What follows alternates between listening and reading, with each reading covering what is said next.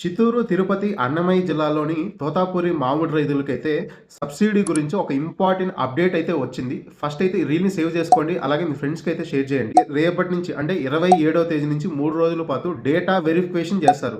So, ఎవరైతే మామిడికాయలని తోతాపురి మామిడికాయలని ర్యాంపులకు గాని, అలాగే ఫ్యాక్టరీలకు గాని వేసింటారో వాళ్ళందరూ రైతులు ఏం చేయాలంటే మీ కాటా స్లిప్పులు ఉంటాయి కదా! వేసినట్టు ఆ స్లిప్పులు తీసుకెళ్ళి మీరు రైతు భరోసా సెంటర్‌లో మీ డేటా అనేది కరెక్ట్‌గా ఉందా లేదా అనేది చెక్ చేసుకోవాలి.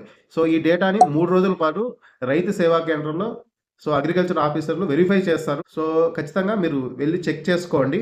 ఈ సబ్సిడీ ఎవరికి పడతదంటే, ఎవరైతే రైతులు ఈ క్రాప్ బుకింగ్ చేసుకుంటారో, అలాగే రైతులు ఎవరైతే జూన్ 20వ తేదీ నుంచి జూలై 7వ తేదీ వరకు ర్యాంపుల్లో గాని, ఫ్యాక్టరీలో గాని మామిడికాయలు వేసుంటారో వాళ్ళకి మాత్రమే పడతది. అలాగే ఎకరాకి 6 టన్నులకు మాత్రమే సబ్సిడీ అయితే వస్తది. ఒకవేళ మీకు 2 ఎకరాలంటే 12 టన్నులకి అలాగా. సో, ఈ ఇన్ఫర్మేషన్‌ని ఖచ్చితంగా మామిడి రైతులకైతే షేర్ చేయండి. మన పేజ్‌నైతే ఫాలో చేసి పెట్టుకోండి.